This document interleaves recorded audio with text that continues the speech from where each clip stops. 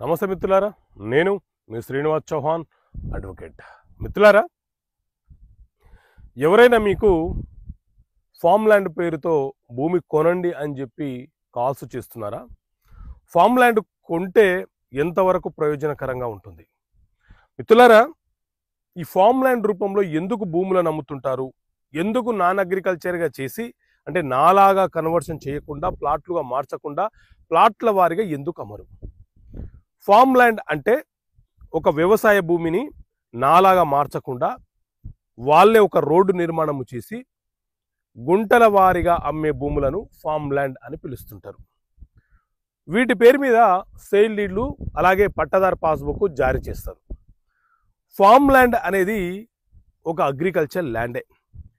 సాధారణంగా real estate కంపెనీలు ఏం చేయాలి అని అంటే, ఒక అగ్రికల్చర్ ల్యాండ్ని నాన్ అగ్రికల్చర్ ల్యాండ్లో